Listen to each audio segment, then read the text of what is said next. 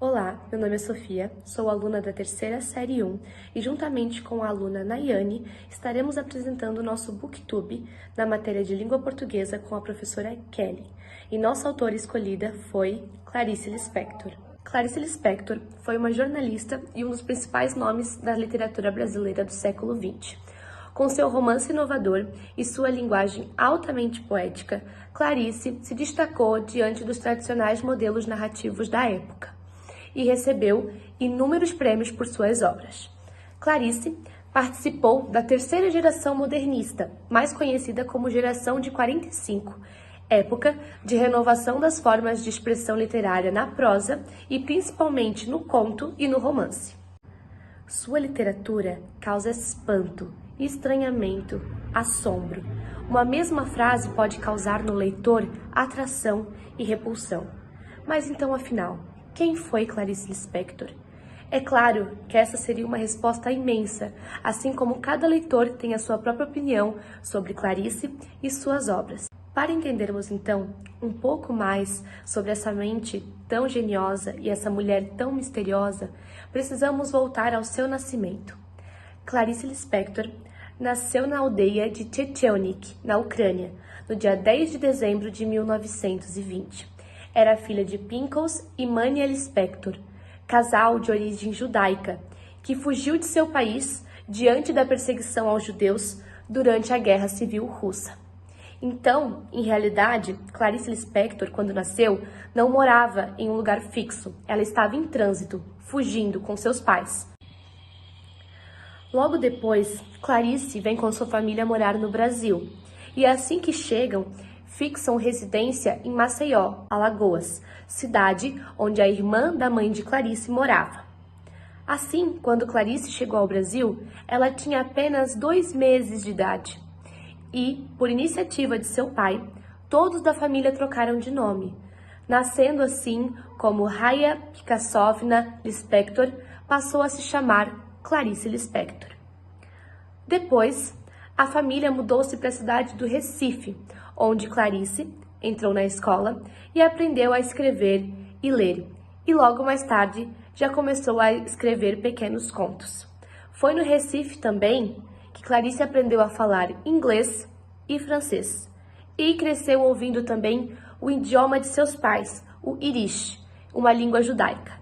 Mais tarde, então, com 12 anos de idade e após a morte de sua mãe, Clarice se muda para o Rio de Janeiro, onde anos depois ingressa na Faculdade Nacional de Direito e se emprega como redatora da Agência Nacional. Foi aí então que Clarice ingressou na sua carreira de jornalista, a qual pendurou toda a sua vida em paralelo com a sua carreira de escritora.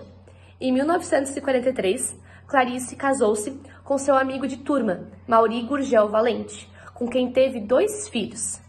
Mauri era um diplomata. Então, Clarice, no tempo que esteve casada com Mauri, ela morou em diversos lugares do mundo, como Suíça, Itália, Estados Unidos, e foi aí que a maioria das obras de Clarice nasceu.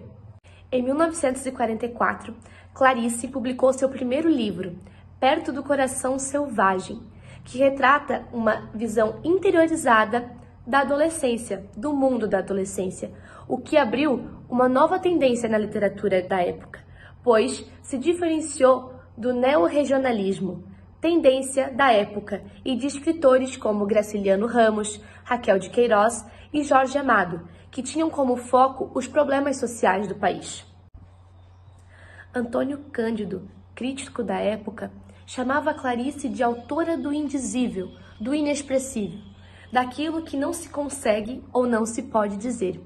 Isso porque, se pararmos para analisar, as tramas de Clarice são mínimas.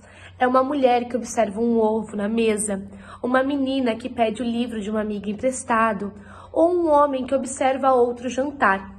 Clarice observa os pequenos detalhes e enriquece sua obra com isso.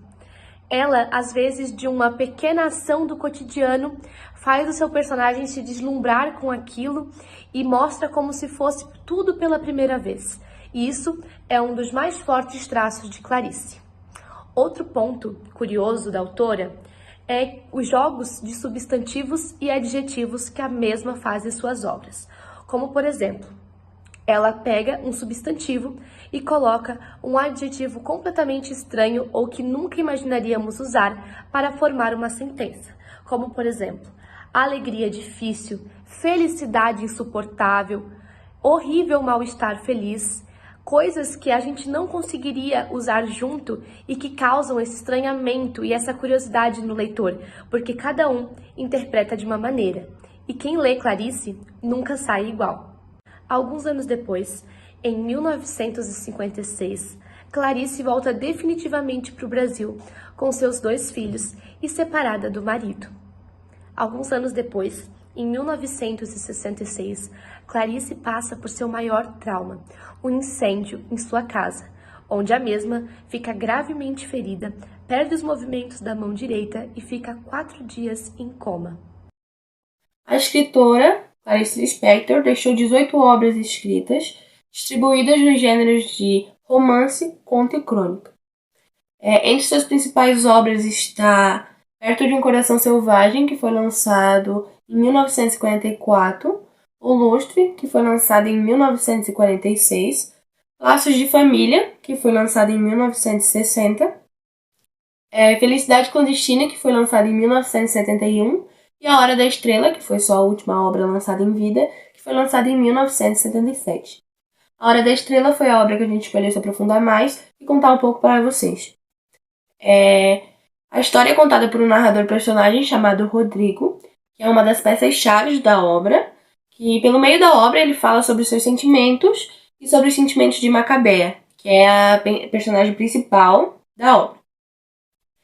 A história é de uma jovem alagoana de 19 anos, que é órfã de pai e mãe, que morava com sua tia, que a maltratava muito. Macabea tinha um corpo muito estranho, ela era feia, virgem, tímida e de poucas palavras. Tentando ter uma vida melhor, ela foi morar para o Rio de Janeiro, e lá ela conseguiu um emprego de datilógrafa, mas também foi demitida pelo seu Raimundo, que era o patrão dela. Porém, ele teve compaixão dela e deixou ela permanecer no emprego, porque ele saberia que seria difícil ela encontrar outro. Ela morava numa pensão, dividindo o quarto com mais 4 mulheres, que eram as 4 Marias, que era Maria da Penha, Maria José, Maria Aparecida e a Maria. Nas suas horas vagas, ela escutava música no radinho relógio que era emprestado de uma das Marias. Mesmo desprovida da beleza, ela consegue arrumar um namorado, o metalúrgico Olímpico de Jesus, que ele era muito ambicioso. Mas o namoro acaba depois que ele trai Macabea com Glória, que ao contrário dela, era muito linda. Então, para esclarecer, ela decide procurar uma cartomante chamada Madame Carlota, que era uma farsa, e dizia que veria sua sorte através de cartas. Ao sair de lá, muito contente com o que as cartas haviam dito, ela acaba sendo atropelada por uma Mercedes-Benz amarela. E ali acontece a sua Hora da Estrela, o momento em que todos estão olhando para ela e percebendo que ela está ali. É a Hora da Estrela de Macabea, o momento da morte. Eu vou passar agora um trecho de uma entrevista dela que ela fala sobre isso, que ela chegava às vezes a rasgar as obras porque ela não gostava ou não se sentia bem com elas, não era aquilo que ela queria passar. Então foi uma fase bem triste e bem depressiva da vida de Clarice. Isso acontece ainda agora de você produzir alguma coisa e rasgar? Eu deixo de lado ou não, eu rasgo, sim. É produto de reflexão ou uma emoção Raiva, instantânea? um pouco de raiva. Com quem? Comigo mesmo. Por que, Clarice? Sei lá, eu tô meio cansada. Do quê? De mim mesmo. Mas você não renasce e se renova a cada trabalho novo? Bom, agora eu morri. Vamos ver se eu renasço de novo. Por enquanto eu tô morta. Essa entrevista, dada para a TV Cultura por Clarice, foi feita no ano de 1977. E como Clarice estava passando por uma fase muito difícil de sua vida, ela pediu para a TV Cultura apenas colocar ao ar essa entrevista depois de sua morte, sem saber que no mesmo ano, em 9 de dezembro de 1977, um dia antes de Clarice completar seus 57 anos, ela morre, vítima de um câncer de ovário, mesmo ano também que a autora escreveu a sua última obra, A Hora da Estrela, e uma das mais famosas. Assim, a pedido de Clarice, essa entrevista somente vai ao ar na TV Cultura no ano de 1978, um ano depois da sua morte. E assim se finaliza a história de um dos nomes mais emblemáticos da literatura brasileira. Clarice Lispector sempre será atual, independente de quem ou de que ano será lido, Clarice sempre se manterá viva e sempre será um mistério.